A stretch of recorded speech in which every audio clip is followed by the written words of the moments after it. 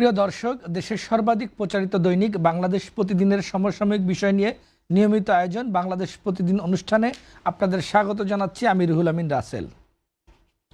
আজ আমাদের সঙ্গে আছেন বাংলাদেশের সমাজতান্ত্রিক দল বাসদের সাধারণ সম্পাদক বজলুর রশিদ ফিরোজ। আরও আছেন বাংলাদেশ জাতীয়তাবাদী দল বিএনপির সাংস্কৃতিক বিষয়ক সম্পাদক ও বিশিষ্ট অভিনেতা আশরাফ উদ্দিন আহমেদ উজ্জ্বল। আপনাদের স্বাগত জানাচ্ছি। আজ আমাদের আলোচনার বিষয় সরকার সফল নাকি ব্যর্থ। শুরুতেই যদি বজলুর রশিদ ফিরোজ আপনাকে দিয়ে শুরু করি, সরকারের এই 16 মাসের সাফল্য ব্যর্থতাকে আপনি সংক্ষেপে কিভাবে মূল্যায়ন করবেন? ধন্যবাদ আপনাকে রাসেল এবং আলোচক উজ্জ্বল সাহেব এবং যারা শুনছেন এবং দেখছেন সবাইকে আমার ব্যক্তিগত তরফ থেকে এবং আমাদের দল বাংলাদেশের সমাজতান্ত্রিক দল বাসদের পক্ষ থেকে শুভেচ্ছা জানাচ্ছি, ধন্যবাদ জানাচ্ছি। দেখুন, এখন সফলতা ব্যর্থতা একটা হলো যে একটা পরিসংখ্যানগত সফলতা ব্যর্থতা আছে, যে 2টা বিষয়ে সফল 4টা বিষয়ে ব্যর্থ, এগুলো একটা দিক আছে। আর সামগ্রিক বিবেচনায় মানুষ কতটুকু শান্তিতে এবং স্বস্তিতে আছে সেইটা হলো একটা সরকারের সবচেয়ে বড় সাফল্যের বিষয়। তো এখানে অন্তর্বর্তীকালীন সরকার এটা দায়িত্ব নেওয়ার পর 2024 সালের 8ই আগস্ট সেখানে মানুষ একটা আশা করছিল, যে পরিবর্তনের আশা করছিল। সেই পরিবর্তনটা কোন ক্ষেত্রে? মানুষের দৈনন্দিন জীবনযাপনে যেই সমস্যাগুলো তারা সম্মুখীন হয় সেই সমস্যার সমাধান হবে। অর্থাৎ মানুষের যে নিত্য প্রয়োজনীয় জিনিস, সেই জিনিসপত্রের দামের উপর একটা নিয়ন্ত্রণ আনবে, সিন্ডিকেটের দৌরাত্ম্যটা বন্ধ করবে। সেই ক্ষেত্রে সরকার তেমন কোনো কার্যকর উদ্যোগ নেয় নাই বা ভূমিকা পালন করতে পারে না। আইন শৃঙ্খলা পরিস্থিতি বিগত দিনে গুম, খুন, আয়নাঘর, বিচার বহির্ভূত হত্যাকাণ্ড, এই বিষয়গুলো মানে মানুষের কনসার্ন ছিল যে এগুলো বন্ধ হয়, বন্ধ করা। এখনো তো বিচার বহির্ভূত হত্যাকাণ্ড বন্ধ হয়নি। সেটাই বলছি যে এই অন্তর্বর্তীকালীন সরকারের সময় সেগুলোর ব্যাপারে তেমন কোনো উদ্যোগ নেই। আজকেই আমি দেখলাম যে কালের কণ্ঠ পত্রিকায়, আপনাদেরই একটা সিস্টার কনসার্ন, সেখানে ফার্স্ট পেজে হেডলাইন, রাজধানীতে 600-র উপরে বেওয়ারিশ লাশ গত 1 বছরে পাওয়া গেছে। তো এটা কিসের আলামত? যে 6 শতাধিক বেওয়ারিশ লাশ, সেটা হলো যেগুলো খবর পাওয়া গেছে, মর্গে গিয়ে যেগুলোর সন্ধান পাওয়া গেছে। এর বাইরে আরও কত আছে নাম না জানা, তার তো ইয়াত্তা নাই। এবং এই তফসিল ঘোষণার পরে এই 36 দিনে এই সেখানে 15 জন ইতিমধ্যেই খুন হয়ে গেছে। এই নির্বাচনী যে প্রচারণা ইত্যাদি ইত্যাদি করতে গিয়ে 15 জন খুন হয়ে গেছে। এইটা আইন শৃঙ্খলা পরিস্থিতির একটা স্বাভাবিক যে পরিস্থিতি, সেই পরিস্থিতিটার ইঙ্গিত বহন করে না। সেই কারণে সেই দিক থেকে আইন শৃঙ্খলা পরিস্থিতি খুবই ভয়াবহ। তারপরেও সামনে আর 25 দিন আছে। 25 দিন পরে একটা নির্বাচন অনুষ্ঠিত হওয়ার কথা, জাতীয় সংসদ নির্বাচন। অধীর আগ্রহে মানুষ অপেক্ষা করছে এই নির্বাচনের জন্যে। কারণ বিগত স্বৈরাচারী সরকার, সেই সরকারের আমলে 3টি নির্বাচনে ভোট দিতে পারে নাই। যাদের বয়স আজকে 18 থেকে 35-36 বছর, তারা এই 3টা নির্বাচনে তারা ভোটাধিকার প্রয়োগ করতে পারেনি এবং অন্যান্য সাধারণ মানুষও তাদের ভোটাধিকার প্রয়োগ করতে পারেনি। সেই জন্য সেই ভোটটার জন্য অধীর আগ্রহ অপেক্ষা করতে। কিন্তু সেই ভোটের একটা যে সুষ্ঠু পরিবেশ, সেই পরিবেশটা কিন্তু এখনও পর্যন্ত নির্মাণ করতে পারে না এই সরকার। কারণ সমস্ত রাজনৈতিক দলই যারা এখানে আছেন, অংশগ্রহণ করছেন নির্বাচনে, 50টির মতো রাজনৈতিক দল সেখানে নিবন্ধিত মানে অনিবন্ধিত এগুলো মিলিয়ে তারা এখানে অংশগ্রহণ করছে। তারা প্রত্যেকেই বলছে আইন শৃঙ্খলা পরিস্থিতি স্বাভাবিক না, ভোটের জন্য সুষ্ঠু পরিবেশ সেটা নাই, লেভেল প্লেয়িং ফিল্ড সেটা নাই। তাহলে ভোটটা কিভাবে হবে? যেমন ধরেন, গণ অভ্যুত্থানের সময় 400 থানা আক্রমণ হয়েছিল। সেই থানাগুলোতে থেকে অস্ত্র লুট হয়েছিল। এখনও পর্যন্ত প্রায় 1,500-এর মতো অস্ত্র সেগুলো উদ্ধার করা যায় নাই। এটা স্বরাষ্ট্র মন্ত্রণালয়েরই হিসাব, আমাদের না। সেই অস্ত্র যেগুলো, সেটা অবৈধ অস্ত্র নিশ্চয়ই, নিঃসন্দেহে। সেই লুটের অস্ত্রর বাইরেও কিন্তু অবৈধ অস্ত্র যেগুলো আছে সেগুলো উদ্ধার করার ব্যাপারে তেমন কোনো কার্যক্রম সেটা দৃশ্যমান না। কারণ অপারেশন ডেভিল হান্ট একবার প্রথম ফেজ গেছে, এখন দ্বিতীয় ফেজ চলতেছে, কিন্তু সেটার মধ্যে দিয়ে ওই অবৈধ অস্ত্র উদ্ধারের ব্যাপারে তেমন কোনো অগ্রগতি সেগুলো নাই। আমরা দেখলাম যে বিগত দিনে আমরা দেখেছি নির্বাচনের সময় যারা বৈধ লাইসেন্স করা অস্ত্র যারা আছে, সেই অস্ত্রগুলো নির্বাচনের আগে জেলা প্রশাসকের কাছে সেগুলো জমা দিতে হয়, তারা তুলে নেয়, বৈধ অস্ত্রও থাকে না। এই সরকার দেখলাম আমরা আরও নতুন করে এখানে এই ব্যক্তিগতভাবে বৈধ মানে লাইসেন্স, অস্ত্রের লাইসেন্স প্রদান এবং অস্ত্র প্রদান এগুলোর জন্য সেখানে সিদ্ধান্ত নিয়েছে এবং দিচ্ছে কাউকে কাউকে। এই যে পরিস্থিতি, এই পরিস্থিতির মধ্যে কিন্তু আইন শৃঙ্খলা পরিস্থিতিটা রক্ষা করাটা খুবই কঠিন হবে। সেই ক্ষেত্রে সরকার এটা একটা চরম ব্যর্থতা আছে এবং এই সেটা নিয়ন্ত্রণ কতটুকু হবে এবং যত নির্বাচন ঘনিয়ে আসবে এই সহিংসতা, এই খুনোখুনি, এই মারামারি এটা আরও বাড়তে থাকবে বলে দেশবাসীর জনগণের আশঙ্কা এবং আমাদেরও সেই আশঙ্কাটা আছে। এইটা একটা নির্বাচন যেটা করবে সেই নির্বাচনের মধ্য দিয়ে একটা যদি সুষ্ঠু একটা নির্বাচন করতে পারে সেটাই আমরা মনে করবো যে এই সরকারের জন্য একটা সফল। কারণ আমরা তো জানি যে তত্ত্বাবধায়ক সরকার যখন 3 মাসের মধ্যে একটা সুষ্ঠু নির্বাচন করতে পারে, এই সরকারের 18 মাস 20 মাসের মধ্যেও যদি সেই একটা সুষ্ঠু নির্বাচনের পরিবেশ সেটা তৈরি করে একটা সুষ্ঠু অবাধ গ্রহণযোগ্য নির্বাচন অনুষ্ঠান না করতে পারে, সেটা হবে চরম ব্যর্থতা যদি সেই নির্বাচনটা সফল হয়। কিন্তু এখনও জনগণের মধ্যে সংশয় আছে। জনগণের কাছে গেলে যে নির্বাচন কি সত্যি সত্যি হবে, আদৌ হবে? আর 25 দিন বাকি, এখনো বলছেন যে এই 25 দিন বাকি, তারপরেও বলছে যে হবে কিনা। কারণ মানুষের আবার অভিজ্ঞতা আছে, তো আমাদের দেশের মানুষ তো পুরনো অভিজ্ঞতার থেকেও একটু করে, সন্দেহ করে। কারণ 2007 সালের 22শে জানুয়ারি একটা নির্বাচন হওয়ার কথা ছিল। সেই নির্বাচনের আগে মনোনয়নপত্র জমা দেওয়া হয়েছে, প্রত্যাহার হয়ে গেছে, নির্বাচন হবে কয়েকদিন আগেই, সেখানে 111 হলো, নির্বাচনটা হলো না। এই পরিস্থিতি তো মানুষের সামনে আছে, তো চোখের সামনে। সেই জন্যেই 25 দিন বাকি থাকলেও মানুষের মধ্যে এখনও পর্যন্ত সন্দেহ। সেই সন্দেহটা দূর করার ব্যাপারে সরকারের যে মনোযোগ, সেই মনোযোগটা কম। মানে আইন শৃঙ্খলা পরিস্থিতি রক্ষা করা এবং অবশ্যই আন্তরিকতা এবং মনোযোগ, সেই দুইটারই ঘাটতি বলে আমরা মনে করি। তো সেই জন্য সেই দিকে আমাদের মনোযোগটা একটু দেওয়া দরকার। সেটা সফল হলে আমরা মনে করব যে সরকার অন্ততপক্ষে এই একটা কাজে এখানে সফল হয়েছে। আরও বেশ কিছু জিনিস যেগুলো সংস্কারের কথা বলছিল, আমি একটু সংস্কারটা পরে আসতে চাই, একটু যেতে চাই। তো সেই জন্য আমি বলতেছি যে এক কথায় বলতে গেলে এটা নম্বর দিতে গেলে পরে এটা মুশকিল। এই যে 10-এর মধ্যে কত পাবে বা 100-এর মধ্যে কত পাবে সেইটা বলা খুব মুশকিল। এই জন্য সফলতা ব্যর্থতা 33 পাওয়াটা খুব মুশকিল আছে এই সরকারের। আশরাফুদ্দিন আহমেদ উজ্জ্বল, সার্বিক চিত্র দেখে এবং যা শুনলেন, সব কিছু মিলে অবাধ এবং গ্রহণযোগ্য নির্বাচন কি আদৌ হতে পারে? ধন্যবাদ আপনাকে যে আপনি আমাকে এখানে আমন্ত্রণ জানিয়েছেন বাংলাদেশ প্রতিদিনের এই কথা বলার অনুষ্ঠানে, এবং বিজ্ঞ একজন রাজনীতিবিদ এখানে কথা বললেন, ওনার কথা শুনলাম। ব্যাপার হচ্ছে যে সরকার এবং রাজনীতি এ দুটোর মধ্যে কিন্তু ভিন্নতা আছে। সরকার যখন রাজনীতিবিদ পরিচালনা করবেন তখন একটা প্রক্রিয়ার ভিতর দিয়ে যাবে, আর যখন একটা সরকার পরিচালিত হবে প্রশাসনিক দক্ষতা কিংবা মনে করেন এখন যেটা আমরা ইন্টারিম ফর্ম অফ গভর্নমেন্টের কথা বলছি আর কি, তো প্রথমেই তাদের নিজস্ব একটা লিমিটেশন এবং সীমাবদ্ধতা তো থাকবেই। কারণ যে কোনো দেশ পরিচালনার দায়িত্ব রাজনীতিবিদদের। আমাদের দল বাংলাদেশ জাতীয়তাবাদী দল এই সরকার কিংবা এই ইন্টারিম পিরিয়ডে যে গভর্নমেন্ট আসলো তখন আমাদের দল থেকে বলা হয়েছিল যে এই সরকারকে সব ব্রত উপায়ে সবাই যেন আমরা সহযোগিতা করি। সেই লক্ষ্যেই কিন্তু বিএনপি কাজ করেছে।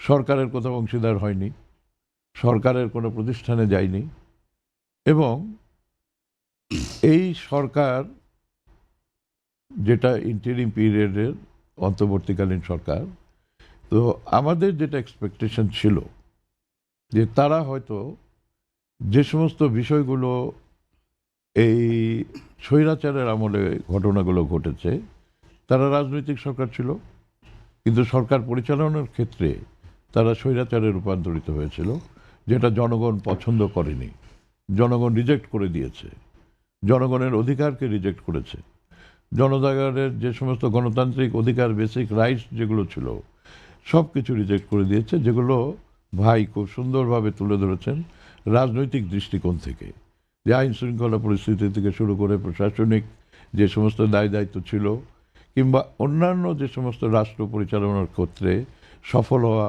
অসফল হওয়া, ব্যর্থ হওয়া, এই বিষয়গুলো সুন্দরভাবে তুলে ধরেছেন এবং আমি এর সঙ্গে একমত।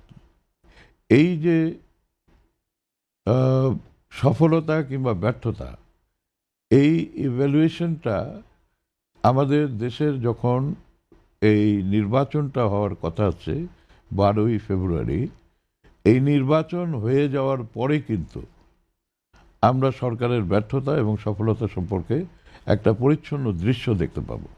সেটা অর্থনীতির ক্ষেত্রে, সেটা আইন শৃঙ্খলার ক্ষেত্রে, সেটা সংস্কৃতির ক্ষেত্রে, সেটা স্পোর্টসের ক্ষেত্রে, সেটা রাজনীতির ক্ষেত্রে, সেটা সমাজের ক্ষেত্রে, সেটা নারী এবং শিশু এদের উন্নয়নের ক্ষেত্রে। আমরা যেটা দেখছি, এটা আমার ব্যক্তিগত অবজারভেশন, যে এই সরকার নীরবে নিভৃতে কাজ করে চলেছে, সেটা দৃশ্যমান কোনো কিছু কিন্তু আমাদের সামনে ধরা পড়ছে না। এই ধরা না পড়ার কারণে, যেটা ভাই বললেন, যেটা জনসাধারণের এক্সপেকটেশন ছিল যে খাদ্য সামগ্রী যা কিছু আছে সেগুলো হয়তো মানুষের ক্রয় ক্ষমতার মধ্যে থাকবে, আইন শৃঙ্খলা আমি পরিস্থিতি। আরেকটা বিষয় আপনার কাছে দৃষ্টি আকর্ষণ করতে চাই। জনাব তারেক রহমান আজকে বলেছেন যে সম্প্রতি নির্বাচন কমিশনের কিছু বিতর্কিত অবস্থান দেখা যাচ্ছে, যেটি এই প্রথম তারেক রহমান একটু মুখ খোলা শুরু করেছেন। আসলে কি তাই? তিনি কি আস্তে আস্তে মুখ খোলা শুরু করেছেন? এখানে যখনই নির্বাচনের প্রসঙ্গ আসবে, তখন সরকারের চাইতে নির্বাচনের যিনি কর্মকর্তা থাকবে, নির্বাচন কমিশনের, উনাদের সরব হওয়ার কথা, কিন্তু উনারা সেভাবে সরব হচ্ছেন বলে মনে হয় না। এটা আমার ব্যক্তিগত অবজারভেশন।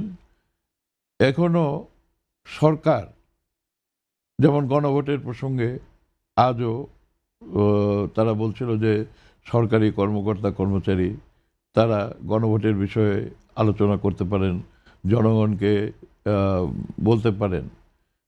গণভোটটা হচ্ছে এমন একটা ভোট যেখানে, তাহলে তো আর গণভোট নেওয়ার দরকার ছিল না, সরকার বলে দিত যে এটা হবে, যেভাবে সরকার কর্মকাণ্ড অর্থাৎ আপনি চালাচ্ছে। বলতে চাচ্ছেন হাবোটের পক্ষে সরকারের অবস্থান নেওয়াটা নৈতিকভাবে ঠিক নয়? অবশ্যই নয়, হার পক্ষেও নৈতিকভাবে ঠিক নয়, নার পক্ষেও নৈতিকভাবে ঠিক নয়। তাহলে তো আর গণভোটের প্রয়োজন ছিল না। জনগণ, মোদ্দা কথায় গণভোট নিয়ে সরকারের পক্ষপাতিত্ব উচিত নয়। অফকোর্স, সেটাই তো হওয়া উচিত। বজলুর রশিদ ফিরোজ, আর ইসলামপন্থীদের ভোট এক বাক্সে আনার যে উদ্যোগ ছিল তাদের, সেটি অনেকটা ব্যর্থ হলো। ইসলামী আন্দোলন তারা আলাদাভাবে ভোট করবেন। এখন মোটামুটি স্পষ্ট যে তাদের ভোট 3টা বাক্সেই বিভক্ত হচ্ছে। এর সুফল কারা পাবেন? ধন্যবাদ। আমি ওই আগের প্রশ্নটা একটু যে ধরে যাই, আরও অনেকগুলো জিনিস কিন্তু এই সরকার, যেমন মব সন্ত্রাস, এটা নতুন একটা ফেনোমেনা এই গণ অভ্যুত্থানের পরে শুরু হয়েছে। আগে খুব একটা ছিল না, খুব কম ছিল। সেই মব সন্ত্রাস কিন্তু বন্ধ করতে পারে নাই। সংবাদপত্র এর হাত থেকে নিস্তার পায় না। ডেইলি স্টার, প্রথম আলো, সেগুলো হামলা হয়েছে। এবং অভ্যুত্থানের পরই আপনাদের এই প্রতিষ্ঠানের এখানেও হামলা হয়েছিল। এই ইস্ট টু ওয়েস্ট মিডিয়া এই কমপ্লেক্সে হামলা হয়েছিল। এবং ছায়ানট, উদীচী মতো সাংস্কৃতিক সংগঠন, সেই সংগঠনগুলোর মধ্যেও এখানে তারা হামলা পরিচালনা করছে। তো এর মধ্য থেকে কিন্তু একটা জিনিস বেরিয়ে আসছে যে এখানে একটা মৌলবাদী, উগ্র, সাম্প্রদায়িক গোষ্ঠী, তাদের যে আস্ফালন, সেই আস্ফালনটা জাতির যে গণতান্ত্রিক যে ভবিষ্যৎ, সেটার সামনে একটা কালো ছায়া সেটা রেখাপাত করছে। সেই ব্যাপারে একটু সতর্ক হওয়া দরকার। সেই দিকেও এই অন্তর্বর্তীকালীন সরকার তারা খুব একটা গুরুত্ব দিতে পারে না এবং সেটা নিয়ন্ত্রণ করতে পারে না। এখন যেটা ক্ষেত্র বিশেষ কি প্রশ্রয় দিল সরকার? এটা প্রশ্রয় না, প্রশ্রয় তো দিয়েছেই। সরকারের প্রেস সচিব, প্রধান উপদেষ্টা, তিনি বলছেন যে এটা একটা মব না, এটা হলো প্রেশার গ্রুপ ইত্যাদি ইত্যাদি বলার মধ্য দিয়ে কিন্তু বাস্তবে এদেরকে উৎসাহিত করা হয়েছে। এবং একটা ঘটনারও তো বিচার হয় নাই। এখানে মাজার ভাঙা হয়েছে, আখড়া ভাঙা হয়েছে, বাউলদের উপরে হামলা হয়েছে, চুল কেটে দেওয়া হয়েছে, ইভেন নোরাল পাগড়ার মতো একটা লাশ কবর থেকে তুলে সেখান থেকে আগুনে পুড়িয়ে দেওয়া হয়েছে। এই যে দীপু দাস ভালুকায়, এখানে একটা গার্মেন্টস কর্মী, সেই গার্মেন্টস কর্মীকে তাকে তো পিটিয়ে হত্যা করলো এবং গাছের মধ্যে বেঁধে পুড়িয়ে তাকে হত্যা করলো। এগুলো হয়েছে কি, এই জায়গার যে সাম্প্রদায়িক শক্তি, তারা যখন এখানে এই ধরনের আস্ফালন ঘটায়, ভারতেরও হিন্দুত্ববাদী যে সংগঠন RSS BJP আছে, তারাও তারা তখন এটা ক্যাশ করতে থাকে যে বাংলাদেশের সাম্প্রদায়িকতা হচ্ছে আমাদের এখানে মুসলমানদের উপরে এখানে অত্যাচার করতে হবে। এই ধরনের একজনের একে অপরকে সহযোগিতা করা, সেই সহযোগিতা করার যে বিষয়টা সেখানে আছে। আর যেটা বলছিলেন, কি প্রশ্নটা করছিলেন যেন? আমার প্রশ্নটা ছিল যে ইসলামপন্থীদের ভোট যে একটা ধরেন ইসলামপন্থীরা বেশ খুব জোরে সোরেই তারা বলছিল যে এখানে এক বাক্সে তাদের ভোটটা আনবে। এখন সেটা নিয়ে তারা প্রথমে 8 দল এবং পরে 10 দল এবং 11 দল হতে চাইলো, যে তারা মিলিয়ে একসাথে একটা জোটবদ্ধভাবে নির্বাচন করবে। তাদের কথার মধ্যে অনেক ফাঁক আছে। তারা কিন্তু বলছে যে এটা কোনো আদর্শগত ঐক্য না, এটা কোনো জোট না, এটা নির্বাচনী ঐক্য। তার মানে একটা সুবিধার ঐক্য তারা করতে গেছে। 1 2 নম্বর কথা হলো যে তাদের বিভিন্ন জায়গায় যে তাদের আকীদা, সেই আকীদার মধ্যে কিন্তু অনেক পার্থক্য আছে। এখানে হানাফি আছে, সালাফি আছে, ওয়াহাবি আছে, এই ভিন্ন ভিন্ন যে মতাবলম্বী, এদেরকে কয়েকদিন আগেও তারা তাদের পক্ষ থেকে একে অপরকে নানাভাবে একে বিরুদ্ধে যে বক্তব্য বিবৃতিগুলো দিয়েছে। যেমন চরমোনাই পীর, তারা বলছে যে জামাত ইসলামের ইসলাম এটা ইসলাম না, এটা মওদুদের ইসলাম। ইভেন এই যে যখন এই যে ইসলামপন্থীদের জোট হচ্ছে, তখন হেফাজতে ইসলামের যে প্রধান বাবুনগরী, সে সহ 160 জন উলামা মাশায়েখ কেরাম তারা বিবৃতি দিয়েছে। বিবৃতি দিয়ে বলছেন যে ইসলামের নাম নিয়ে জোট করলে সেটা ইসলামী জোট হয় না। হ্যাঁ, তারা আসলে ইসলামী জোট না, এই জামাতে ইসলাম এটা ইসলামী ইয়ে না। কাজে এইটাতে জনগণকে বিভ্রান্ত হইতে মানা করছে, যে মুসলিম ধর্মাবলম্বী যে মানুষ, তাদেরকে বিভ্রান্ত না হওয়ার জন্য তারা আহ্বান জানিয়েছে। পত্রিকায় বিবৃতি দিয়ে তারা এটা বলছে। এইটা একটা ছিল। কিন্তু শেষ পর্যন্ত যেটা আছে, তারা বলে যে এখানে আসন নিয়ে তাদের বিরোধ, সেগুলো সমঝোতা হয় নাই। আবার কালকে দেখলাম দুইজনে উভয়ই বক্তব্য দিছে, যে চরমোনাইয়ের পক্ষ থেকে বলা হয়েছে যে আমাদের এখানে আসনের ব্যাপারটা না, আসন তো আছেই একটা, সেটা তাদের সমঝোতা হয় নাই। তারা বলছেন যে এখানে তাদের সাথে আকীদারই পার্থক্য আছে। যেমন চরমোনাই তারা বলে যে তারা ক্ষমতায় গেলে, রাষ্ট্র ক্ষমতায় গেলে শরিয়া আইন চালু করতে, শরিয়া আইনে দেশ পরিচালনা করবে। এখন জামাতে ইসলামও আগে বলতো যে শরিয়া আইনেই করবে। ইদানিংকালে তারা এখন ক্ষমতায় যাওয়ার জন্যে পশ্চিমা দেশগুলো আছে, তাদেরকে আশ্বস্ত করার জন্য তারা এখন বলছে না, তারা এখন কল্যাণ রাষ্ট্র চায়। তো সেই ক্ষেত্রে চরমোনাই বলছে যে না, আমরা তো কল্যাণ রাষ্ট্রে যাব না, মানব সৃষ্ট আইন দ্বারা আমরা দেশ পরিচালনা করব না, আমরা আল্লাহর আইন দ্বারা দেশ পরিচালনা করব, শরিয়া আইনে। এই যে বিরোধ, সেই বিরোধগুলো আসলে তো নিষ্পত্তি তাদের হয় নাই, আলাদা আলাদা আছে। তো সেজন্যেই তাদের এটা ঐক্যবদ্ধ যে থাকা, সেই থাকাটা খুব কঠিন। সেটা আমরাও আগেও ধারণা করছিলাম, তাদের তো একসাথে হওয়াটা মুশকিল, কিভাবে হবে? তাদের তো পার্থক্য বহুত, কিন্তু সেই পার্থক্য নিয়ে তারা একসাথে হবে না। কিন্তু আবার বলা যায় না, একটা ক্ষমতার মোহ, লোভ, বিভিন্ন ক্ষমতা কেন্দ্রিক যে নানা ধরনের যে সুযোগ সুবিধা, সেই সুবিধাকে কেন্দ্র করে এটা ঐক্যবদ্ধ হয়। আমরা দেখছি যে আওয়ামী লীগের আমলেও এখানে শাপলা চত্বরে যখন ঘটনা ঘটলো, তারপরে আবার সেখানে তাদেরকে তারা রেলের জমি তাদেরকে নামে বরাদ্দ দেওয়া হলো, তাদেরকে টাকা দেওয়া হলো। এর আগে আমরা দেখছি যে ইসলামী ঐক্যজোট, সেটা মুফতি কি আমিনি, তার ইয়েকে একটা বেসরকারি যে ব্যাংক, সেই ব্যাংকগুলো দেওয়া হলো। কাজে তারা কিন্তু এই লোভের কাছে, কিন্তু তারা বলে তারা লোভ নাই তাদের। হ্যাঁ, আল্লাহর যে বিধান সেটা করতে চায়, মানুষকে আল্লাহর পথে আনতে চায়, এটা বলে ঠিক, কিন্তু বাস্তবে কিন্তু তারা লোভের কাছে সবাই কিন্তু সমর্পণ করছে, অতীতে দেখা গেছে। তাহলে সেই জন্যই সেই বিরোধগুলো তাদের আছে। এখন বাস্তবে দেখা যাচ্ছে যে এই মুহূর্তে তাদের যেটা প্রসেসটা ছিল এক বাক্সে ভোট আনা, সেটা তারা এটা পারবে না। সেই ক্ষেত্রে তাদের আভ্যন্তরীণ বিষয় আছে, আবার বাইরেরও কিছু বিষয় থাকতে পারে, সেই হিসাব নিকাশও থাকতে পারে। যে এখানে জামাত ইসলাম এটা একটা স্বাধীনতা বিরোধী শক্তি, এটা বাংলাদেশের মুক্তিযুদ্ধের বিরোধিতাকারী শক্তি, যুদ্ধাপরাধী যে দল, বরঞ্চ সেই যুদ্ধাপরাধীদের বিচার কার্য গত সময়ে কিছুটা হয়েছে, সেই বিচার প্রক্রিয়া নিয়ে নানা ধরনের কথাটা আছে। কিন্তু তারপরেও তো আমরা মনে যে যুদ্ধাপরাধীদের বিচারটা হওয়া দরকার, এবং এখনও সেই সকল যুদ্ধাপরাধী, সেই যুদ্ধাপরাধীদের বিচার হওয়া দরকার, এবং যুদ্ধাপরাধী সংগঠন হিসেবেও জামাত ইসলামেরও বিচার হওয়া দরকার। এবং এখন আমরা এটা শুধু একটা নিয়ে আসি যে 24-এর গণ অভ্যুত্থানের সময় যারা হত্যাকাণ্ড সংঘটিত করছে এবং মানুষকে যেভাবে পাখির মতো হত্যা করছে, বিনা বিচারে যে হত্যা করছে, তাদেরও বিচার হওয়া উচিত, আইনের আওতায় আনা উচিত। তার মানে 24-এর গণ অভ্যুত্থানের যারা হত্যাকাণ্ড সংঘটিত করছে, তাদের যেমন আওয়ামী লীগ, তাদের যেমন বিচার হওয়া উচিত, তাদের নেতাকর্মীদের যারা এই ঘটনার সাথে যুক্ত, 71-এর মুক্তিযুদ্ধের সময়ও যারা গণহত্যা সংঘটিত করছে, তাদেরও বিচার কার্যটা সেটা সম্পন্ন করা দরকার, এবং দল হিসেবে তাদেরও বিচার কার্য সম্পন্ন করা দরকার, সেটা আমরা মনে করি। তাহলে সেই দিক থেকে তাদের ইসলামপন্থী দলগুলো এক বাক্সে যেটা আনতে চেয়েছিল, সেটা এখন আপাতত দেখা যাচ্ছে যে সেটা হয় নাই। আর ভোটের মাঠে তাদের যে ভোটটা কত, একসাথে হইলেই বা কত ভোট হইতো। এখন মানুষকে একটা মানে মানুষের মধ্যে একটা ভিন্ন একটা বার্তা তারা নিয়ে যাচ্ছে, বিশেষ করে জামাত ইসলামের পক্ষ থেকে এবং ইসলামী আন্দোলনের পক্ষ থেকেও তারা একসাথে যখন ছিল তখন সেটা বলতো যে আমরা তো বিগত দিনে 54 বছর ধরে আওয়ামী লীগের শাসন দেখেছি, বিএনপির শাসন দেখেছি, জাতীয় পার্টির শাসন দেখেছি, তো এইবার একটু ইসলামপন্থীদের শাসন আমাদের দেখা দরকার, জামাত ইসলামের শাসন দেখেন। আমরা দেশবাসীকে স্পষ্ট বলতে চাই, এইটা হলো তাদের একটা নির্লজ্জ মিথ্যাচার। কারণ জামাত ইসলাম 1971 সালে যখন এই দেশে এই মালেক সাহেবের, আব্দুল মুতালেব মালেক, সেই মালেকের মন্ত্রিসভা ছিল, সেই মন্ত্রিসভার দুইজন মন্ত্রী কিন্তু ইউসুফ আলী খান এবং আব্বাস আলী খান, এই দুইজন তারা মন্ত্রিসভায় ছিল। কাজে সেই সময় তারা মন্ত্রিসভায় থেকে এখানে গণহত্যা, সেটা শরিক, তারা গণহত্যা সংগঠিত করেছে। মা বোনকে 2 লক্ষ মা বোনকে তাদের যে সম্ভ্রম, সেই সম্ভ্রমহানি ঘটিয়েছে। গনিমতের মাল বলে আমাদের এখানকার নারীদেরকে পাকিস্তানি হানাদার বাহিনীর কাছে তুলে দিয়েছে। কাজে তাদের শাসন দেখে নাই তা তো না, কারণ 71 সালেই তাদের শাসন দেখেছে। এবং পরবর্তীকালেও কিন্তু এখানে যখন 2001 থেকে 2006 সাল পর্যন্ত 4 দলীয় জোটের সরকার ছিল, সেখানেও কিন্তু জামাতে ইসলামের 2জন মন্ত্রী এখানে ছিল, আলী হাসান মুজাহিদ সাহেব এবং মতিউর রহমান নিজামী। তাদের সময়ে কিন্তু দেখছেন, মতিউর রহমান নিজামী যখন শিল্পমন্ত্রী ছিল, তখন কিন্তু এই যে এশিয়ার যে বৃহত্তম পাটকল আদমজি, সেটা বন্ধ করে দেয়। মতিউর রহমান নিজামী বলছিল যে আদমজি পাটকল এটা হলো একটা অজগর সাপের মতো, সেটা আমাদের অর্থনীতিকে গিলে খাচ্ছে। এই কথা বলে কিন্তু তিনি শিল্পমন্ত্রী থাকাকালীন সময়ে এখানে এই আদমজি পাটকলটা বন্ধ করে দিয়েছে। তো এই যে বিষয়, তারা মানুষকে বিভ্রান্ত করতেছে, মানুষকে ভুল বার্তা দিচ্ছে। কাজে সেই জন্য তাদেরও সেটা এই মুনাফিকি যে মিথ্যাচার, সেই মিথ্যাচার সম্পর্কে দেশবাসীকে আমরা সতর্ক থাকার জন্য আহ্বান জানাবো। তো সেই জন্য বলছি, ইসলামপন্থীদের ভোট না, এখানে স্বাধীনতার মুক্তিযুদ্ধের যে চেতনা, সেই চেতনা কি ছিল? সাম্যের চেতনা, মানবিক মর্যাদার চেতনা এবং সামাজিক ন্যায় বিচার প্রতিষ্ঠার চেতনা। সেইটা বাস্তবায়ন হয় নাই বলে কিন্তু 90-এর গণঅভ্যুত্থান হয়েছিল, এবং সেইটা বাস্তবায়ন হয় নাই বলেই কিন্তু 24-এর যে আমি গণঅভ্যুত্থান, একটু আশরাফুদ্দিন উজ্জ্বল আপনার কাছে যেতে চাই। সেটি হচ্ছে, ভারতের হাই কমিশনের কর্মকর্তারা নিয়মিত বাংলাদেশের বিভিন্ন পক্ষের সঙ্গে দেখা করেন। জামাত ইসলামের সঙ্গে যোগাযোগকেও সেভাবে দেখতে হবে বলে উল্লেখ করেছেন ভারতের পররাষ্ট্র মন্ত্রণালয়ের মুখপাত্র রণবীর জয়সওয়াল।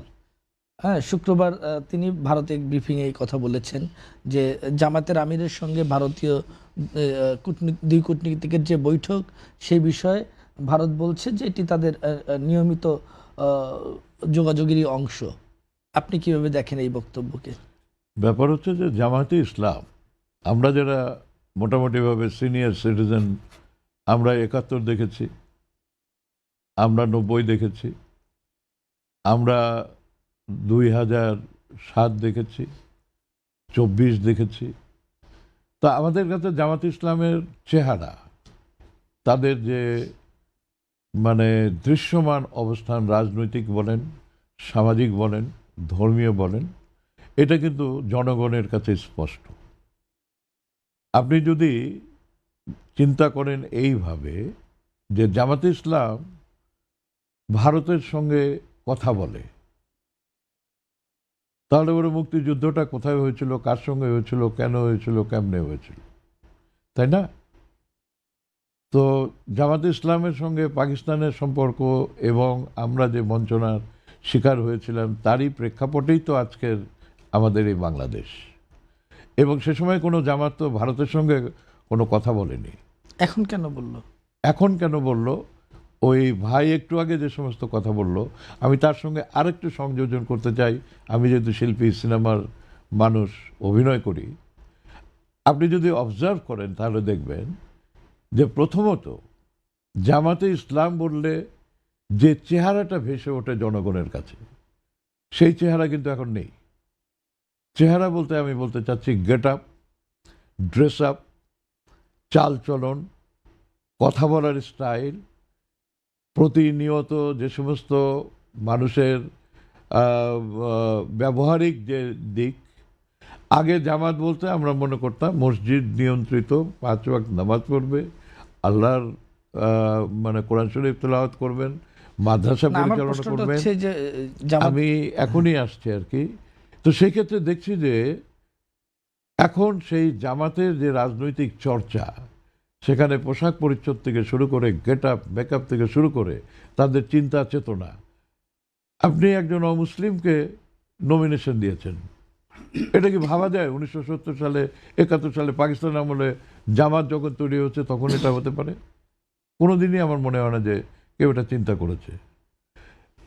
জামাত ভারতের কাছে বলছে যে আমাদের যদি অতীতে কোনো ভুলভ্রান্তি হয়ে যায়, আমরা ক্ষমা চাচ্ছি সেই জন্য, কিন্তু আমাদেরকে আপনারা দয়া করে গ্রহণ করেন। শুরুর দিকে 24-এর যে সমস্ত বিষয় হয়েছিল তার প্রেক্ষাপটে আমরা বলতে শুনেছি এগুলো কথাবার্তা। তো এই যে চিন্তা চেতনাগুলো ওনাদের, এবং এখন আপনি যদি দেখেন না, ভারতীয় কূটনীতিকের এই বক্তব্য, ভারতীয় কূটনৈতিকের সঙ্গে যে কথাবার্তা বলছেন, সেটা তো অবশ্যই জামাত তার নিজস্ব অবস্থানটাকে তারা ক্ষমতায় যাওয়ার জন্য, সরকার পরিচালনা করার জন্য তারা একটা আস্থাভাজন লোক, আমাদের যে ভারতবর্ষ, বাংলাদেশের চতুর্দিকের বর্ডার আছে, ভারত একটা অনেক বড় রাষ্ট্র, আমরা ছোট রাষ্ট্র, সুতরাং তাদের সঙ্গে একটা সুসম্পর্ক না থাকলে আমি শান্তিমতো রাষ্ট্র পরিচালনা করতে পারবো না।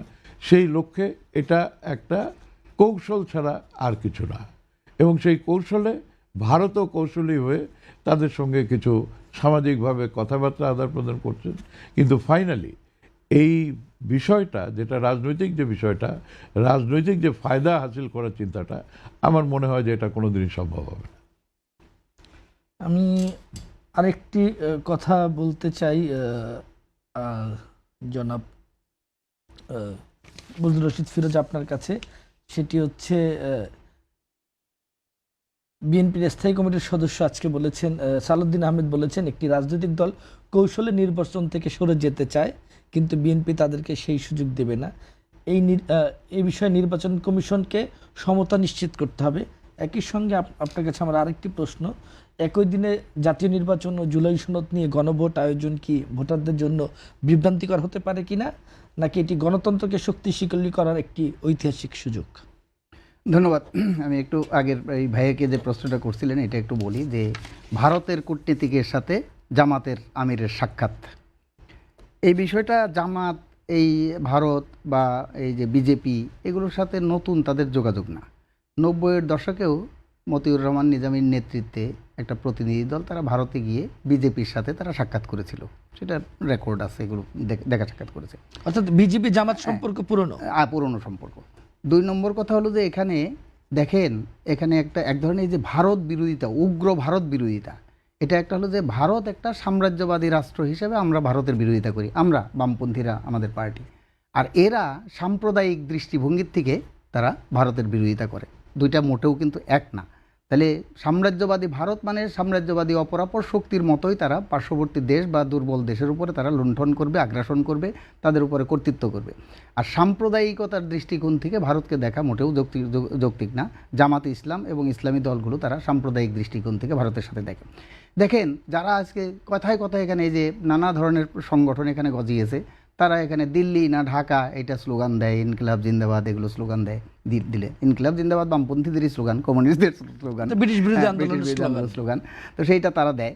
তো এখানে এরকম অনেক স্লোগানই কিন্তু বামপন্থীদের এখন ইসলামপন্থীরা বলেন বা দখল করতে আর কি। হ্যাঁ, তো এখন এই যে দিল্লি না ঢাকা, এই যে 24-এর এর আগে এই অভ্যুত্থানের পরে এটা শুরু করলো, আগে ছিল মস্কো না ঢাকা। হ্যাঁ, এখন এই যে দিল্লি না ঢাকা এটা যারা স্লোগান দিছে, এখন 24-এর জানুয়ারির নির্বাচনের আগে জিএম কাদের সাহেব দিল্লিতে গিয়েছিলেন ভারতে।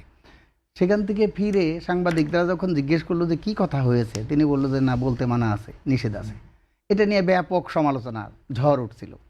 কিন্তু এখন এই যে জামাতের আমির যে কূটনীতিকের সাথে দেখা করলো এবং রয়টার্সের সাথে সাক্ষাৎকার, রয়টার্স জিজ্ঞেস করার পরে কিন্তু তারা বলছে, নিজের থেকে বলে নেই, তখন বলছে যে তারা গোপন রাখতে বলছে। এটা তার মানে জিএম কাদের এবং এই জামাতের আমির শফিকুর রহমানের সাথে এটার পার্থক্যটা হলো কি, যে ভারত মানা করছে এই জন্য বলবে না জিএম কাদের, ভারত গোপন রাখতে বলছে এই জন্যে শফিকুর রহমান জামাতের আমির তিনি এটা গোপন রেখেছে। রয়টার্স জানানোর পরে, ডিসক্লোজ করার পরে সে ডিসক্লোজ করছে। আর যারা এই যে তাদের উদ্দেশ্যে আমি বলতে চাই, যারা সাম্প্রদায়িক দৃষ্টিকোণ থেকে এই যে দিল্লি না ঢাকা স্লোগান দেন, তারা আজকে কই? এই জিএম কাদেরের সময় যখন করলেন, এখন কেন বলেন না এই শফিকুর রহমানের এই কথাটা? 2 নম্বর কথা হলো যে এই গত 1 বছরে কিন্তু আমাদের দেশের ভারত থেকে যে আমদানি প্রবৃদ্ধি সেটা কিন্তু বেড়েছে, তার আগের বছরের তুলনায় কিন্তু আমদানি প্রবৃদ্ধি বেড়েছে। তার মানে ভারতের সাথে ব্যবসা বাণিজ্য কিন্তু এটা ঠিকই চলবে, কারণ প্রতিবেশী দেশ, সেটা তো তার সাথে আমি প্রতিবেশী তো বদলাইতে পারবো না। তাহলে তার সাথে সমতার যে সম্পর্ক, সমমর্যাদার যে সম্পর্ক, সেই সম্পর্কটা রাখতে হবে। তাহলে তার জন্য কিন্তু নিজের যে মেরুদণ্ড, সেই মেরুদণ্ডটা শক্ত রাখতে হবে, নিজের রাজনৈতিক যে প্রজ্ঞা, সেই প্রজ্ঞাটা রাখতে হবে। দেখেন ভারতের বিরুদ্ধে এত কথা বলছে, এই সরকারও বলছে, আমাদের আসিফ নজরুল সাহেব তিনিও বলছেন যে ভারতের 26 লাখ এখানে তারা চাকরি করে, তারপরে এখন আর হিসাব দিতে পারে না, এগুলো বলছে। ইলিশ পাঠাবে না, তারপরে আবার ইলিশ পাঠিয়ে দিচ্ছে। আমাদের মৎস্য উপদেষ্টা ফরিদা আক্তার তিনি বলছিলেন যে আমাদের মানুষকে না খাওয়াই আমরা ইলিশ পাঠাবো না, কিন্তু ঠিকই কিন্তু ইলিশ পাঠিয়ে দিছে। দেখেন যে আদানির সাথে যে বিদ্যুতের চুক্তিটা হলো, সেইটা সবচেয়ে ভয়ঙ্কর, সবচেয়ে বেশি দামে তাদের কাছে বেসরকারি যতগুলো বিদ্যুৎ কাছ থেকে বিদ্যুৎ আমাদের সরকার কিনে, তার মধ্যে এই আদানির কাছ থেকে সবচেয়ে বেশি দামে সেখান থেকে কিনে। সেই বিদ্যুতের চুক্তিটা কিন্তু সেটা বলে যে মোদি নাকি নির্দেশ দিয়ে টেলিফোন করে হাসিনাকে এটা বলছে, চুক্তি করতে বাধ্য করছে। সেই চুক্তিটা কিন্তু পর্যালোচনা হলো না, বাতিল তো দূরে থাক, আমরা তো আশা করছিলাম সেই চুক্তি বাতিল হবে। এই অসম চুক্তি, জাতীয় স্বার্থ বিরোধী চুক্তি, সেটা বাতিল না করে বরঞ্চ পর্যালোচনাটা পর্যন্ত করলো না। আমরা এই যে সুন্দরবন ধ্বংসকারী রামপাল যে বিদ্যুৎ প্রকল্প করলো, সেটা নিয়ে আমরা লং মার্চ করলাম, আমাদের উপরে অনেক পুলিশি নির্যাতন হলো।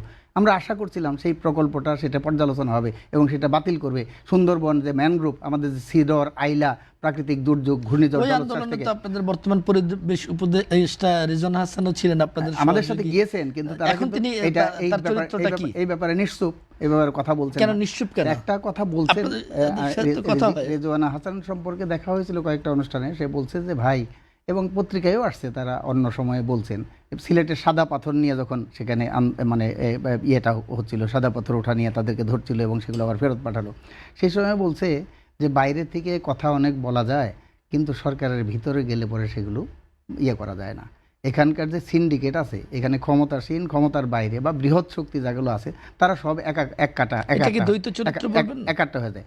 দ্বৈত চরিত্র মানে হলো যে, দ্বৈত চরিত্র আমি বলতে চাই না, কারণ এটা জানা কথাই যে এই যে ব্যবস্থা যেটা আছে, সেই ব্যবস্থার বদল ছাড়া অবস্থার যে বদল, সেই বদলটা সম্ভব হবে না। সেটা আমরা জানি, আমরা বামপন্থীরা, আমরা প্রগতিশীলরা, আমরা সেটা মনে করি যে মুখে যত কথাই বলি না কেন, সেটা পরিবর্তন করতে হলে পরিবর্তনের রাজনীতি লাগবে, পরিবর্তনের আদর্শ লাগবে। তার মানে এই শোষণমূলক যে ব্যবস্থা, মুনাফা কেন্দ্রিক যে অর্থনীতি, সেই অর্থনীতিটা টিকিয়ে রাখলে পরে আমি কিন্তু এই ব্যবস্থার পরিবর্তন সেটা করতে পারবো না। সেই জন্যে যারা বাইরে থেকে এই কথাগুলো বলে, এই একই ব্যবস্থায় যখন তারা ক্ষমতায় যায়, ক্ষমতায় গিয়ে তারা সেটা সমাধান করতে পারে না। সেই জন্যে আমরা বলবো যে এই যে বিষয়গুলো আছে, সেই বিষয়গুলো আসলে এই ব্যবস্থা বদলের যে সংগ্রাম, আমরা সেই জন্য বলছিলাম অন্তর্বর্তীকালীন সরকার এটা পারে নাই কেন? কারণ আগের সরকার যেই নীতিতে, যেই অর্থনৈতিক নিয়মে দেশ পরিচালনা করেছে, এই সরকারও সেই একই অর্থনৈতিক নিয়মে দেশ পরিচালনা করছে। কাজেই হেরফেরতে কিছু হবে না, এখানে 19-20 হইতে পারে, 17-14 হবে না, সেখানে পরিবর্তন হবে না। তাহলে সেই পরিবর্তনটা মানে করার জন্য পরিবর্তনের রাজনীতিটা দরকার। নেক্সট কোশ্চেনটা যেন কি করছিলেন আপনি? আমার প্রশ্নটা ছিল যে একই দিনে জাতীয় নির্বাচন ও জুলাই সনদ নিয়ে গণভোট আয়োজন কি ভোটারদের বিভ্রান্ত করবে কিনা, নাকি এটা গণতন্ত্রকে শক্তিশালী করার ঐতিহাসিক সুযোগ? এইটা ধরেন, আমরা ঐক্যমত্য কমিশন যখন হয়, কারণ সংস্কার মানুষ চাইছে, কারণ এখানেকার সমস্ত কিছু সাংবিধানিক প্রতিষ্ঠান, বিচার বিভাগ, পুলিশ, প্রশাসন, এগুলো সব কিছুকেই দলীয়করণ করে ফেলছিল, দলীয়করণের চূড়ান্ত পর্যায়ে গেছিলো। আমরা দেখলাম 90 দশকে এরশাদের শাসনামল পর্যন্ত প্রশাসনটা তেমন কিন্তু দলীয়করণ ওইভাবে ছিল না, তুলনামূলকভাবে একটু তারা স্বাধীনভাবে কাজ করতে হয়। তার পরবর্তীকালে এই 91 সালের পর থেকেই কিন্তু এখানে প্রশাসন থেকে শুরু করে, এখন শিক্ষকদের মধ্যেও সাদা গ্রুপ, নীল গ্রুপ, বিচার বিভাগের মধ্যেও গ্রুপ, কৃষিবিদদের মধ্যেও গ্রুপ, এবং ব্যবসায়ী প্রতিষ্ঠান চেম্বার, সেই চেম্বারগুলোর মধ্যেও এখানে পার্থক্য, হয় জাতীয়তাবাদী নাইলে অমুক, ইত্যাদি ইত্যাদি ইত্যাদি গ্রুপে ভাগ করা আছে। এইটার একটা সংস্কার খুবই দরকার, জনগণের মধ্যে সেটা দরকার ছিল। সেই জন্য আমরা কিন্তু সংস্কার কমিশনের যে আলোচনা, সেই আলোচনায় আমরা অংশগ্রহণ করেছি, প্রত্যেকটা সভায় আমরা গিয়েছি, আমরা মতামত দিয়েছি, বলেছি। সেই জায়গায় যখন এই গণভোটের প্রশ্ন আসছে এবং এই যে জুলাই সনদের বিষয়টা আসছে, সেই জুলাই সনদের ব্যাপারে কিন্তু আমরা ওই 5ই অক্টোবর প্রধান উপদেষ্টার সাথে 24 সালে আমরা দেখা করেছিলাম।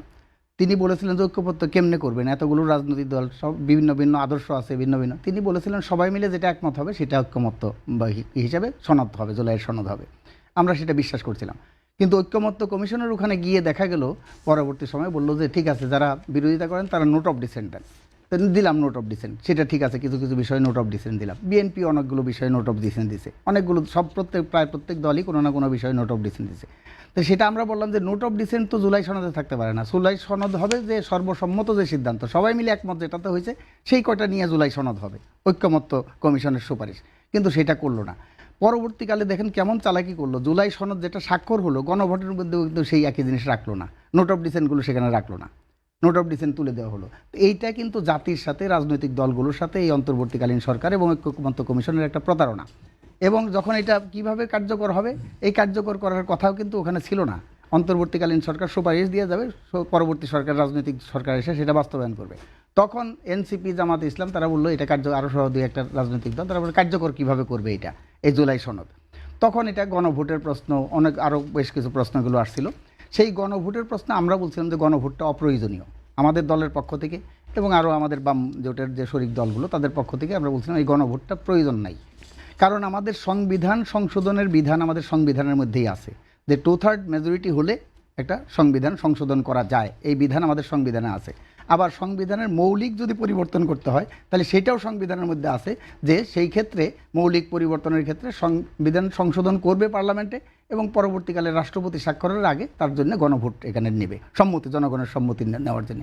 সেই বিধানটার কথাই আমরা বলছিলাম যে এখানে শুধুমাত্র জাতীয় সংসদ নির্বাচনটা হোক, জাতীয় সংসদে যেই বিষয়ে আমরা এখানে একমত হয়েছি সর্বসম্মতভাবে, যারা ক্ষমতায় যায়, যারা নোট অফ ডিসেন্সি সেগুলো মানবে না, নোট অফ ডিসেন্স ছাড়া সেগুলো মানবে এবং সেগুলো সংসদে পাশ করার পরে পরবর্তীকালে প্রয়োজন দেখা দিলে পরে তখন সেখানে গণভোট অনুষ্ঠিত হবে। আবার যে বিষয় 48টা বিষয়, সেই 48টা বিষয়ের মধ্যে সেখানে কিছু 4টা প্রশ্নের মধ্যে সেগুলো নিয়ে আসছে। এখন ধরেন এই যে জুলাই সনদের অনেকগুলো বিষয়ে আমরা একমত, আবার অনেকগুলো বিষয়ে একমত না। তো এখন এই যে যেটার মধ্যে আমি একমত এবং যেটার মধ্যে দ্বিমত, সেই দুইটা বিষয়ে আপনি একটা উত্তর আপনি দিতে বলছেন, হা দিবেন অথবা না দিবেন, এটা কেমনে সম্ভব? যেমন 4টা প্রশ্ন আছে, 4টা প্রশ্নে আপনি এটা কিভাবে জবাব দিবেন বা ভাই দিবে কিভাবে? যে 4টার মধ্যে 3টায় আপনি একমত আছেন, একটাই একমত না, তাহলে কি আপনি ওইখানে লেখার বিষয় আছে? যেসব নির্বাচনী কর্মকর্তা থাকবেন বা সরকার প্রশাসনের যেসব কর্মকর্তারা থাকবেন এই নির্বাচনের সাথে জড়িত, তাদের অবস্থান থাকবে হা ভোটের পক্ষে অবস্থান। তাহলে এটা ধরেন আমি এটা বলতেছি, এটা একটা চাতুরীপূর্ণ একটা এই যে গণভোট সেটা হচ্ছে জনগণকে বিভ্রান্ত করছে, একটা জটিলতার মধ্যে ফেলে দিচ্ছে। যেমন ধরেন আমি যদি একটা প্রশ্ন করি যে, বা আপনাকে যদি কেউ প্রশ্ন করে বা কাউকে যদি কেউ প্রশ্ন করে যে আপনি কি এখনো চুরি করেন, তো এটার উত্তর কি হবে? যদি হা বলেন তাহলে তো চুরি করেন, আপনি চোর। আর যদি বলেন যে না, তাহলে আগে করতেন এখন করেন না। তার মানে এই যে গণভোটের যে প্রশ্নটা সাজিয়েছে, এই প্রশ্নটা, এই ধরনের প্রশ্ন এই জটিলতার মধ্যে জনগণকে ফেলছে।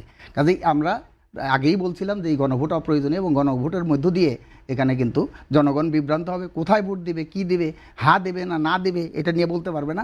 2 নম্বর কথা হলো যদি বাই চান্স এটা না বুঝে না দিয়ে দেয় সবাই, তাইলে জুলাই অভ্যুত্থানের মধ্য দিয়ে যেটুকু আমরা অর্জন করছিলাম সেই সমস্ত অর্জন কিন্তু বিসর্জন যাবে। মানে সব কিছু একসাথে মানে করতে গিয়ে যেটুকু করা যেত সেটুকুকেও বিসর্জন দিতেছে এই গণভোটের নামে। আরেকটা জিনিস যেটা আমি বলতে চাই, এটা এক ফাঁকে একটু বলে দিই, এই যে গণভোট সম্পর্কে সরকারের যে অবস্থান, এই সরকারের অবস্থানটা আমরা বলতেছি যে অনৈতিক এবং এটা আইনসম্মত না। এখন সরকারের যারা গণভোটের ব্যাপারে যারা প্রচারের দায়িত্ব দেওয়া হয়েছে, ঐক্যমত্য কমিশনের সহসভাপতি ছিলেন আলী রিয়াজ সাহেব, উনি বক্তৃতায় এক জায়গায় বলছেন যে সবসময়ই সব দেশেই পৃথিবীতে গণভোটে হার পক্ষে নাকি সরকার ছিল। আমি ওনাকে বলতে চাই বিনয়ের সাথে, উনি একটু দেখুন বিগত দিনে যে 3টা নির্বাচন হয়েছে আমাদের এখানে গণভোট, 75 সালে হয়েছে, 75 সালের পরে হয়েছে জিয়াউর রহমান সাহেবের আমলে, এরশাদের সময় 85 সনে হয়েছে এবং 91 সালে হয়েছে। এই 3টা গণভোটের পক্ষে বলবে যে গণভোট দিয়েছি, আপনারা আপনাদের রায় দেন, কিন্তু হার পক্ষেও বলবে না, নার পক্ষেও বলবে না। সরকারের তাইলে এই ক্ষেত্রে নিরপেক্ষতা নষ্ট হয়েছে, জনগণকে প্রভাবিত করছে সরকার। যে একটার পক্ষে কোনো রাজনৈতিক দল করতে পারে হা বা নার পক্ষে, কোনো ব্যক্তি করতে পারে, কিন্তু সরকার তার যে নিরপেক্ষ সরকারের অধীনে একটা সুষ্ঠু নিরপেক্ষ নির্বাচন হবে, সেই নির্বাচনটাকে বিতর্কিত করছে সরকার, এই অন্তর্বর্তীকালীন সরকার এই গণভোটে হার পক্ষে তাদের যে মতামত সে মতামত। আরেকটা জিনিস আমি বলতে চাই, আমি ইলেকশন কমিশনকে এখানে উদ্দেশ্য করে আমি বলবো যে নির্বাচন কমিশন এখানে এই গণভোটের প্রচার চালাতে গিয়ে সরকার নির্বাচনী যে আচরণবিধি, সেই আচরণবিধি লঙ্ঘন করছে, সরকারের বিরুদ্ধে ব্যবস্থা গ্রহণ করার জন্য আমি আহ্বান জানাবো। কারণ কি, আচরণবিধির মধ্যে লেখা আছে যে প্যানাফ্লেক্স বা ভ্যাকসিন ইত্যাদি জাতীয় যে পরিবেশ দূষণকারী কোনো বিষয় দিয়ে বিলবোর্ড, ব্যানার, ফেস্টুন এগুলো করা যাবে না। এই অন্তর্বর্তীকালীন সরকার গণভোটের প্রচারণার জন্য যে সমস্ত বিলবোর্ড লাগানো হচ্ছে সেগুলো প্যানাফ্লেক্স দিয়ে লাগানো হচ্ছে এবং এখানে ভ্যাকসিন এগুলো দিয়ে লাগানো হচ্ছে, এগুলো পরিবেশের জন্য ক্ষতিকর। কাজেই এইটা নির্বাচনের যে আচরণবিধি সেই আচরণবিধি লঙ্ঘন করছে। আর নির্বাচন কমিশনকে এই বিষয়ের পরে অনতিবিলম্বে ব্যবস্থা গ্রহণ করার জন্য আমি আহ্বান জানাচ্ছি। আমি একটু যেতে চাই আশরাফুদ্দিন আহমেদ উজ্জ্বল আপনার কাছে, যে গণ অভ্যুত্থানের সময় প্রায় ১৫০০ হত্যাকাণ্ড ও ব্যাপক মানবাধিকার লঙ্ঘনের দায় নির্ধারণে সরকার কি সত্যি বিচারিক পদক্ষেপ নিল নাকি সময় ক্ষেপণ করলো? কোন কৌশলে আগাচ্ছে সরকার? আমি আপনার এই অনুষ্ঠানের শুরুতে যে প্রশ্নটা ছিল সরকার ব্যর্থ না সফল, একটু আগে এই সরকারের সংস্কার বলেন, জুলাই সনদ বলেন, ইত্যাদির ভিতরের যে গল্পগুলো আমরা হয়তো অনেক কিছু জানতাম না, কিন্তু এখন একটু আগে আমরা জানতে পারলাম আমার এই ভাইয়ের কাছ থেকে। তো সেই সমস্ত ক্ষেত্রে যা কিছু দেখা যাচ্ছে যে সমস্ত কিছুই একটা চাতুর্য, একটা কৌশল, এবং যারা রাজনীতি করেন, রাজনীতিবিদ, এমনকি জনগণকেও ধোঁকা দেওয়ার জন্য নানান রকমের পরিকল্পনা, এবং এই সরকারের যে সমস্ত নিয়ন্ত্রিত যেসব প্রশাসনিক যন্ত্র আছে সেগুলোকে দিয়ে আমাদেরকে বোকা বানানোর চেষ্টা করা হচ্ছে। কিন্তু একটা কথা মনে রাখতে হবে যে জনগণ কিন্তু এই ডিজিটালাইজেশনের কারণে প্রতি মুহূর্ত, প্রতি ক্ষণ কিন্তু তাদের নখদর্পণে আজকে এই মুহূর্তে যে ঘটনাটা ঘটছে পৃথিবীর যে কোনো কেন্দ্রে, সাথে সাথে আমরা সেটা জেনে যাচ্ছি, যেটা হয়তো আগে সম্ভব ছিল না। যখন একটা অ্যানালগ সিস্টেমের ভিতর দিয়ে একটা সংবাদ আর একটা জায়গায় যেতে অনেকটা সময় লাগতো, এখন কিন্তু এগুলো সব সহজেই আমরা জনগণের কাছে উপস্থাপন করতে পারছি, জনগণ জানতে পারছেন। তো সেই জন্য আপনি যে প্রশ্নটা করছেন যে এই জুলাইয়ের যে মানে গণহত্যা কিংবা তাদের বিচার, বিচার বলে কোনো কিছুই তো আমরা অনুভব করলাম না গত 1.5 বছর, কোনো কিছুই হয়নি। ইভেন যে সমস্ত ঘটনা, যে সমস্ত জিনিস আমরা পত্রপত্রিকায় দেখেছি, যারা সন্ত্রাসী সেই সমস্ত লোকগুলোকে জামিন দেওয়া হয়েছে, অকাতরে জামিন দেওয়া হয়েছে, তারা বেরিয়ে গেছে।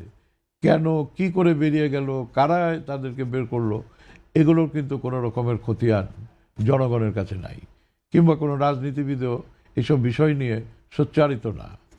ইভেন এই যে জুলাইয়ের যে বিপ্লবটা হলো, সেই বিপ্লবে আমরা যেটা দেখলাম, ভাই একটু আগে যেটা বললেন যে সংস্কার এবং ব্যবস্থা, নূতন একটা রাষ্ট্র পরিচালনার ব্যবস্থার কথা বলে আমরা সবাই মিলে বর্তমান যে সরকার, সেই সরকারকে সহযোগিতা করলাম যে একটা নূতন একটা রাজনৈতিক ব্যবস্থা হবে, রাজনৈতিক একটা পরিবেশ তৈরি হবে, মানুষের অধিকার, মানবাধিকার সব কিছু কিছু লঙ্ঘিত হবে না, ইত্যাদি ইত্যাদি ইত্যাদি।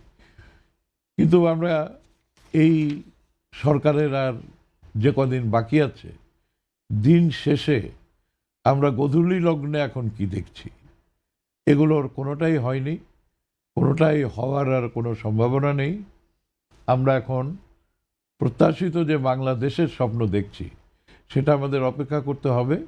নির্বাচনের পরে যে সরকার আসবে, সেই সরকার জনগণের সরকার হবে, এবং সেটা যদি আমরা পেয়ে যাই গণতান্ত্রিক একজন সরকার, সেখানে আমি মনে করি যে যে ধরনের সংস্কার করার প্রয়োজন আছে, যে ধরনের নূতন বন্দোবস্ত করার প্রয়োজন আছে, বর্তমান যুগে, প্রযুক্তির এই যুগে নূতন তরুণ প্রজন্ম যারা যারা দীর্ঘদিন ভোট দিতে পারেনি, দীর্ঘদিন তারা অধিকার তাদের যে সমস্ত ছিল বঞ্চিত হয়েছে।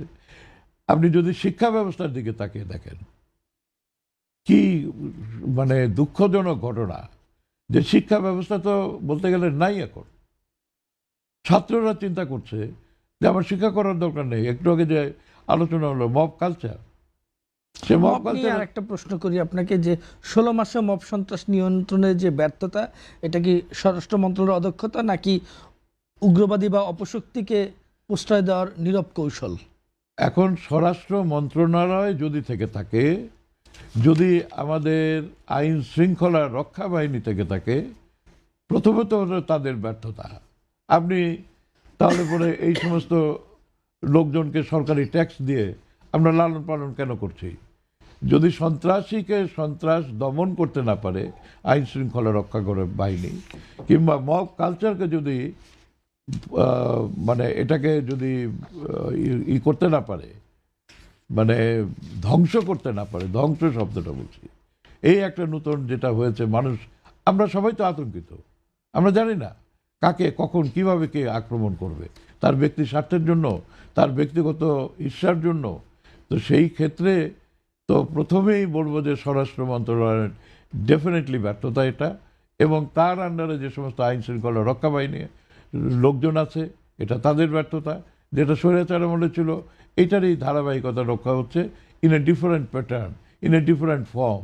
এটা একটা সময় যেটা ছিল গুম, হত্যা, আয়নাঘর ইত্যাদি যা ছিল, ইট ইজ অ্যানাদার ফরম্যাট। তো মানে আমরা যেরকম ডিজিটালাইজেশনের কথা বলি, অ্যানালগে যেভাবে আপনার চলতো সেটার ফরম্যাটটা চেঞ্জ হয়ে এখন আপনার ডিজিটালাইজেশন হচ্ছে। কিন্তু মেধা, প্রয়োজনীয়তা, আপনার যদি মেধা থাকে, এই ভাইয়ের যে রাজনৈতিক মেধা, তার যে সাধনা, তার যে চর্চা, তো সেইটাকে তো লাগবে আমার রাজনীতি করতে। সেটা তো আমি ডিজিটাল টিপ দিলে তো হবে না।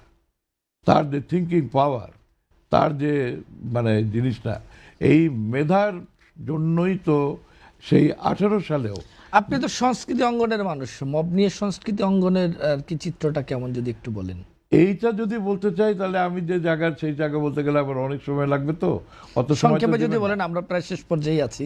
আমি যেমন শুনে অবাক হয়ে যাবেন, আমার মূল পরিচয় তো আমি নায়ক উজ্জ্বল সারা দেশের লোকের কাছে। Film industry non existent. Can you imagine? একটা ইন্ডাস্ট্রি টোটালি গ্রাউন্ডেড। আপনি এফডিসিতে যান, আপনি এফডিসিতে মানে পাঠান আপনার সাংবাদিককে, তাদেরকে জিজ্ঞাসা করেন। এখানে লক্ষ লক্ষ মানুষের রুটি রুজির একটা জায়গা ছিল। আজ আমাদের নাম দাম প্রতিপত্তি কিংবা যা যেটুকুই পেয়েছি, একটা সুন্দর জীবনযাপন করছি, সেটা তো এই ফিল্মের কারণে, সেটা তো সেই এফডিসির কারণে। আজকে ফিল্ম ইন্ডাস্ট্রিতে আপনি একটি লোক পাবেন না যে ফিল্ম ইন্ডাস্ট্রির কথা বলবে, কিংবা সেই ফিল্ম ইন্ডাস্ট্রিকে একটা তথ্য মন্ত্রণালয়ের আন্ডারে আছে, কিন্তু সবাই খুঁজে হলো অন্য জায়গা খুঁজে, ফিল্মের কথা কেউ বলে না। কোন জায়গায় খুঁজে হলো যেখানে তাদের ব্যক্তি স্বার্থ হাসিল হবে সেই সব জায়গা খুঁজে। আপনি যেমন? কিছুদিন আগে একটা এফডিসির এমডিতে অ্যাপয়েন্টমেন্ট দিয়ে গেছে একজন, তিনি এখন যদিও সরকারে নেই, একটি রাজনৈতিক দলের উনি প্রধান, আমি নাম উচ্চারণ করতে চাই না। বলেন না, শুনি, একটু দর্শক শুনুক। উনি হলেন আমাদের যে তথ্য উপদেষ্টা ছিলেন ছাত্রদের মধ্যে থেকে, নাইট সাহেব, এনসিপির উনি চেয়ারম্যান। উনি যাবার এক সপ্তাহ আগে তাকে অ্যাপয়েন্টমেন্ট দিয়ে গেছে একটা মেয়েকে, যার না আছে মানে প্রশাসনিক ক্ষমতা, না আছে তার কোনো রকমের চলচ্চিত্র বিষয়ে কোনো অভিজ্ঞতা। তাকে অ্যাপয়েন্টমেন্ট দিয়ে গেছে ডিসির MD for the 3 years to reconstruct the whole film sector. এরপরে মনে করেন যিনি এসছেন, উনিও স্বল্পকালীন সময়ের জন্য, পরবর্তীতে যিনি তথ্যমন্ত্রী হলেন, উনি ওনাকে ধারাবাহিকভাবে রাখলো। আমরা চলচ্চিত্র শিল্প থেকে প্রতিবাদ করেছি, অনেক আন্দোলন করেছি, বলেছি যে তারপরে আরো মানে তার সম্পর্কে না, আছে। আমি বলতেছি মব সংস্কৃতির কোনো প্রভাব কি চলচ্চিত্র অঙ্গনে আছে? এটার ভয় আছে, কারণ ওখানে তো কোনো কর্মকাণ্ড নেই। এখানে তো ব্যাপার হলো যারা চলচ্চিত্রের সঙ্গে জড়িত, তারা তো হচ্ছে যে মনে করেন নায়ক নায়িকা ইত্যাদি যে সমস্ত আছে, তারা তো মানে চিন্তিত তো থাকি। আমি নিজেই তো চিন্তিত থাকবো যে আমার বাসায় কখনো কোনো একটা আক্রমণ হবে কিনা, কিংবা মনে করেন স্বৈরাচার আমলে হয়তো যার সঙ্গে যার লিঙ্ক আছে। আপনি দেখবেন যে অনেক আর্টিস্ট, অনেক শিল্পী নামি দামি, যাদের অনেক সময় লেগেছে, বছরের পর বছর একটা প্রতিভা বিকশিত করতে সময় লাগে। যেমন রাজনীতিবিদ, তার জীবনটা শুরু করে যেখানে 30, 40, 50 বছর পরে গিয়ে একটা অবস্থান তৈরি হয়। ঠিক আমাদের পেশাদার সেরকম। তা আমি বলছি যে মব সন্ত্রাসের ভয় কার নাই? সবারই তো আছে। সুতরাং আমাদেরকে কিংবা অন্যদেরকে আলাদা করে দেখার কিছু নাই। আমরা চাই দেশে শান্তি এবং মানুষের শান্তি চাই, মানুষের অধিকার, মানবাধিকার এগুলো প্রতিষ্ঠিত হোক। এইভাবে একটা রাষ্ট্র, পলিটিশিয়ান যারা রাষ্ট্র পরিচালনার দায়িত্বে নিয়োজিত থাকেন, তারা চালাক। এবং আমি আমরা একটু বজলুর রশিদ ফিরোজ আপনাকে দিয়ে সর্বশেষ প্রশ্ন, এবং আমাদের সময় হাতেও খুব একটা নাই বললেই চলে। আপনাদের আলোচনার আলোকে যদি প্রশ্নটা এভাবে করি যে রাষ্ট্রযন্ত্রে যে উগ্রবাদী গোষ্ঠীর অনুপ্রবেশ যদি এখনই ঠেকানো না যায়, তাহলে আসন্ন নির্বাচনের পর বাংলাদেশ কি কার্যত একটি সংকটাপন্ন রাষ্ট্রীয় রূপ নেওয়ার ঝুঁকিতে পড়বে কিনা? ধন্যবাদ। আমি একটু ভাইয়ের ওই কথাটা টেনে এটা জবাব দিচ্ছি যে বিচারের বিষয়টা আছে। তো এখন বিচার ব্যবস্থার প্রতি মানুষের আস্থাটা ফিরিয়ে আনাটা খুব দরকার। আগে তো মনে করতো যে, এখন তো বিচার ব্যবস্থা তো নির্বাহী বিভাগের অধীনস্থ ছিল, এখন একটা অধ্যাদেশ জারি হয়েছে, এখনো পর্যন্ত সেটা কার্যকর হয় নাই। পৃথক সচিবালয় ইত্যাদি ইত্যাদি নির্মাণ করার জন্য এটা একটা আছে, কিন্তু তা করলেই তো হবে না। মানুষের মধ্যে কনসেপ্ট আছে, যেমন attorney general, deputy attorney general, তারা তো রাষ্ট্রের কর্মকর্তা, সরকারের কর্মকর্তা না, কিন্তু কিন্তু আমাদের মধ্যে কনসেপ্ট আছে যে তিনি deputy attorney general, assistant attorney general, এরা সরকারের কর্মকর্তা। তারা কিন্তু বাংলাদেশের কর্মকর্তা, রাষ্ট্রের কর্মকর্তা, তারা সরকারের কর্মকর্তা না, এই কনসেপ্টটা আছে। 2 নম্বর কথা হলো যে সেই সময় যখন নিয়ন্ত্রিত হতো টেলিফোনে, আইন মন্ত্রণালয় থেকে নির্দেশ দিত বা প্রধানমন্ত্রীর কার্যালয় থেকে কার জামিন হবে, কার জামিন হবে না, ইত্যাদি ইত্যাদি, মামলাগুলো কী হবে। এখনও কিন্তু বিচার ব্যবস্থার উপরে আস্থা ফিরিয়ে আনার বদলে অনাস্থাটা আরও বাড়িয়ে দিয়েছে ডক্টর ইউনূস নিজে। তার নিজের নামের মামলাটা নিজেই কিন্তু প্রত্যাহার করে নিয়েছে নির্বাহী আদেশে। আইনি প্রক্রিয়ার মাধ্যমে যদি মামলাটা প্রত্যাহার হইতো সেটা ছিল সবচেয়ে ভালো, কিন্তু সেটা না করে সে নিজের মামলা নির্বাহী আদেশে তিনি নিজে প্রত্যাহার করে দিয়েছে। এটা যেমন শেখ হাসিনা করছিল বিগত দিনে, সেটার দ্বারা যেমন 111-এর সরকার এসে নাইকো দুর্নীতির মামলায় বেগম খালেদা জিয়া এবং শেখ হাসিনা দুজনকেই আসামি করছিল। 2008-এ শেখ হাসিনা নির্বাচনের মধ্যে দিয়ে ক্ষমতায় আসার পরে সে তার নিজের মামলাটা তুলে নিল, বেগম জিয়ার মামলাটা কিন্তু রয়েই গেল, রাখলো। তার মানে শেখ হাসিনা যেই প্রক্রিয়া শুরু করেছিল, ডক্টর ইউনূস তারই যে ধারাবাহিকতা, এক্সটেনশন, সেইটাই কার্যকর এখানে করছে। যে এই জন্য বিচার ব্যবস্থার প্রতি এখনো পর্যন্ত পুরোপুরি শেখ হাসিনার প্রতি ডক্টর ইউনূস আসছে। আর যেটা চলছে বিচারের নামে, মামলার নামে প্রচণ্ড মামলা বাণিজ্য হচ্ছে, এতে মানুষ হয়রানি হচ্ছে। যারা দোষী তারা তো আছেই, যারা নির্দোষ সেই নির্দোষ মানুষও কিন্তু হয়রানির শিকার হচ্ছে। এইটা অবিলম্বে বন্ধ করা দরকার। 2 নম্বর কথা হলো যে উগ্রবাদী যে রাজনীতি বা ধর্মান্ধ উগ্রবাদী শক্তি যেটা হোক না কেন, এটা হিন্দু হোক, মুসলিম হোক, খ্রিস্টান হোক, বৌদ্ধ হোক, সমস্ত উগ্রবাদী ক্ষতিকর দেশের জন্য, সমাজের জন্য, রাষ্ট্রের জন্য বা পৃথিবীর জন্য। তো সেজন্য আমরা বলছি যে উগ্রবাদীরা যদি এখানে তাদের তারা যদি বিকশিত হয়, তারা যদি মানুষের উপরে সেখানে কর্তৃত্ব করতে থাকে, তাহলে দেশটা কিন্তু আমাদের একটা ব্যর্থ রাষ্ট্রের দিকে যাওয়ার একটা সম্ভাবনা আছে। সেই জন্যই এখনই সময় তাদেরকে নিয়ন্ত্রণ করা, এবং এখানকার যারা প্রগতিশীল শক্তি আছে, গণতান্ত্রিক শক্তি আছে, উদারনৈতিক শক্তি আছে, যারা মুক্তিযুদ্ধের চেতনায় বিশ্বাস করে, 24-এর চেতনায় যারা আকাঙ্ক্ষাকে যারা ধারণ করে, তাদের উচিত এখনই এই উগ্রবাদীদের বিরুদ্ধে, এই উগ্র শক্তির বিরুদ্ধে ঐক্যবদ্ধ যে প্রতিরোধ, সেই প্রতিরোধটা গড়ে তোলা এবং সামাজিক রাজনৈতিক প্রতিরোধের মাধ্যমেই তাদেরকে নিয়ন্ত্রণ করা এবং অকার্যকর করে দেওয়া, যাতে রাষ্ট্রকে তারা অকার্যকর না করতে পারে, ব্যর্থ করতে না পারে। অসংখ্য ধন্যবাদ আপনাদেরকে। আমরাও আশা করব যে রাষ্ট্র ব্যর্থ হবে না, সফল হবে, সফলতার মধ্যে দিয়ে এগিয়ে যাবে। এই প্রত্যাশা নিয়ে আজকের মতো বিদায় নিচ্ছি। প্রিয় দর্শক, আবার দেখা হবে আগামীকাল সমসাময়িক বিষয়ভিত্তিক অনুষ্ঠান বাংলাদেশ প্রতিদিনে।